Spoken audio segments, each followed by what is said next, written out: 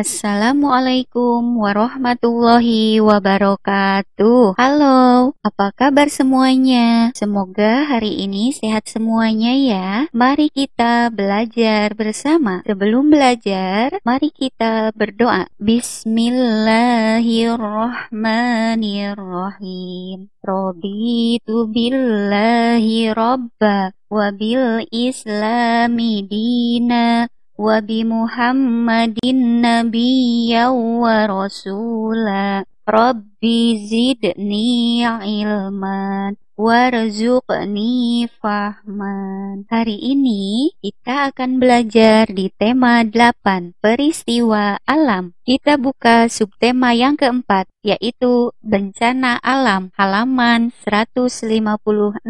Nah, hari ini kita akan belajar di pembelajaran yang ketiga, halaman 171. Nanti belajarnya bersama Abi ya. Terima kasih Umi. Untuk hari ini kita memasuki pembelajaran yang ketiga. Ayo bermain peran. Pada kegiatan ini kita akan mempelajari ungkapan terima kasih ya dalam bermain peran. Kita baca dulu teksnya. Lani dan teman-teman sedang bermain bersama. Mereka bermain di halaman sekolah. Lani mengajak teman-teman bermain peran tentang kejadian alam yang ada di sekitar. Peran apakah yang akan mereka mainkan? Perhatikan percakapan Lani dan teman-teman. Mari kita baca percakapannya. Teman-teman, ayo kita bermain peran. Bagaimana kalau bermain peran tentang bencana banjir? Kata Lani ya. Kemudian, ayo, tapi bagaimana caranya? Peran apa yang akan kita mainkan? Kata Udin. Kita lanjutkan lagi ke halaman berikutnya. Saya tahu, kita buat cerita terlebih dahulu. Cerita tentang desa kita yang kebanjiran. Kita semua mengungsi ke balai desa. Kata Benny ya, memberi ide. Berikutnya, saya mengungsi ke balai desa sambil berjalan kaki. Nanti Benny mengungsi naik perahu karet ya, kata Dayu ya. Kemudian, saya jadi dokter ya. Saya memeriksa pengungsi yang sakit, pinta Edo. Kita lanjutkan lagi ke halaman berikutnya. Saya jadi penduduk desa tetangga. Saya membawakan makanan untuk pengungsi, kata Siti ya. Kemudian, saya yang membantu, kata Lani. Kita teruskan lagi. Dan di sini ada Benny. Saya jadi kepala desa ya. Saya membantu penduduk untuk mengungsi. Kita lanjutkan lagi. Lakukan bersama teman-temanmu. Lakukan secara berkelompok.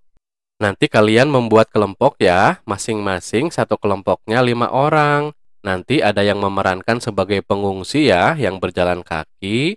Kemudian ada yang menjadi pengungsi yang naik perahu karet.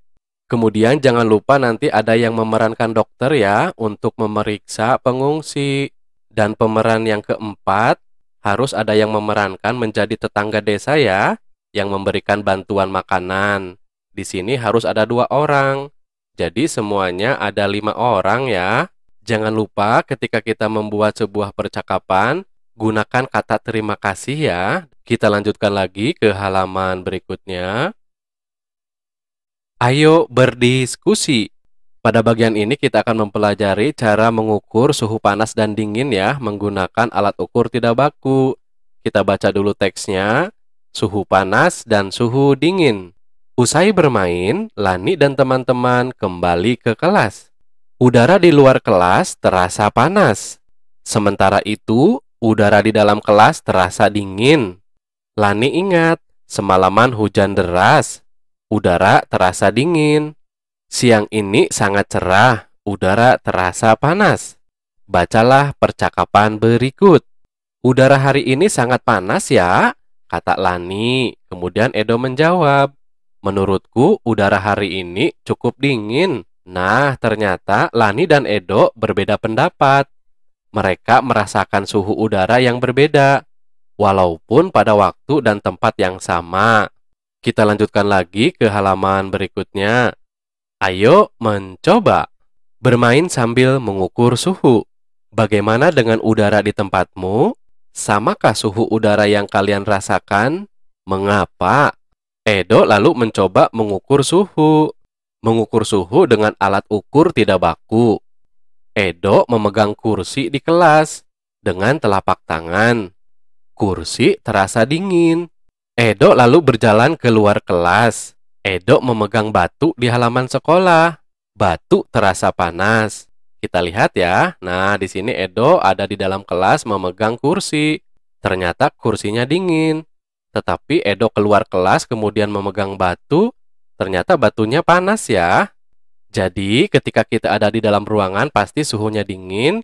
Kemudian kalau kita ada di luar, suhunya akan panas karena ada sinar matahari. Kita lanjutkan lagi. Ayo mengukur suhu benda di dalam dan di luar kelas. Lakukan bersama teman-temanmu. Kita lanjutkan lagi ke halaman berikutnya. Ayo berlatih. Mari berlatih mengukur suhu. Carilah 5 benda yang ada di dalam kelas. Kemudian, cari 5 benda yang ada di luar kelas. Peganglah dengan telapak tanganmu. Apa yang kamu rasakan? Coba bandingkan. Kita lihat nomor 1. Tulislah hasil latihanmu pada tabel berikut. Beri tanda centang pada suhu yang sesuai. Di sini sudah ada tabel nomor 1, contohnya kursi. Kemudian lokasi bendanya ada di dalam kelas. Nah, suhunya ternyata dingin. Berikutnya nomor 2 ada batu. Lokasi bendanya ada di halaman ya, yang berumput. Kemudian ternyata suhunya panas. Nah, Abi kasih satu contoh saja ya, yang ada di dalam kelas dan di luar kelas. Contoh yang di dalam ruangan atau di dalam kelas, di sini ada meja. Suhunya dingin. Kemudian yang di luar kelas ada batu bata. Suhunya panas. Nanti cari lagi ya, masing-masing 5 buah benda yang ada di dalam ruangan dan di luar ruangan. Kita lanjutkan lagi ke halaman berikutnya. Nomor 2, mintalah temanmu menyebutkan benda dalam tabel. Pilih 4 benda yang tidak ada di tabelmu. Cari dan pegang bendanya, lalu rasakan suhunya. Bandingkan suhu antara 2 benda. Manakah yang terasa lebih panas? Bandingkanlah. Gambar bendanya pada kotak berikut. Bagian A, bandingkan suhu 2 buah benda A dan B. Misalnya pada bagian ini adalah gambar batu ya. Berarti benda A lebih panas atau batu lebih panas jika dibandingkan dengan benda B yang lebih dingin. Berarti di sini nanti gambarnya gambar kursi ya. Atau sesuai dengan benda yang tidak ada di dalam tabel kalian. Kita lanjutkan ke bagian B. Urutan suhu 2 buah benda C dan D. Contoh benda C di sini yang lebih panas misalnya batu bata ya. Kenapa batu bata? Karena mungkin batu bata itu disimpannya di luar ruangan. Jadi terkena sinar matahari. Dibandingkan dengan benda D yang lebih dingin. Berarti di sini misalnya gambar meja. Meja itu lebih dingin karena disimpannya di dalam ruangan. Kita lanjutkan lagi ke halaman berikutnya. Ayo berdiskusi. Pada bagian ini kita akan mempelajari jenis-jenis aturan ya.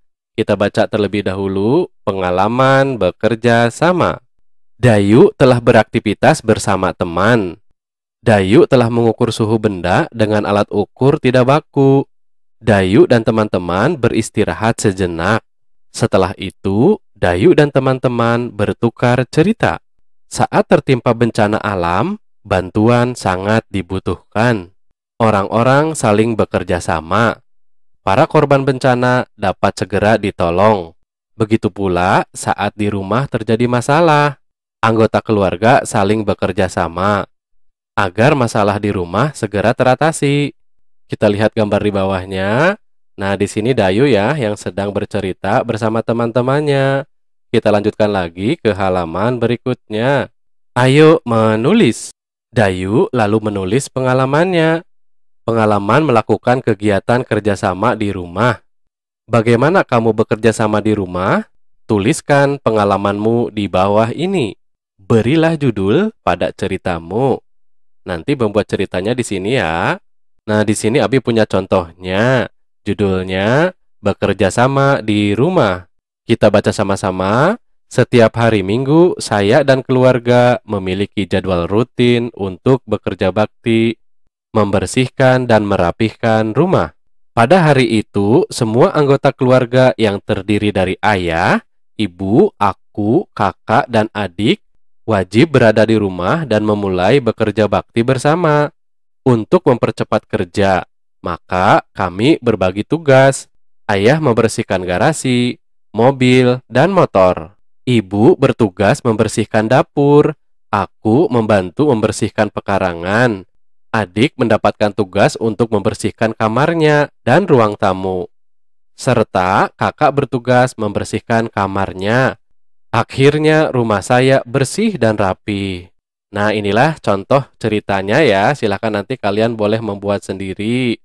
Nah, untuk kegiatan bersama dengan orang tua meminta siswa menceritakan apa saja kerjasama yang telah mereka lakukan di rumah. Terima kasih Abi. Nah, sebelum diakhiri, mari kita berdoa bersama. Bismillahirrahmanirrahim. Allahumma inni istaudi'uka ma'allamtanihi fardudhu ilayya inda hajati wala tansanihi ya Rabbal alamin.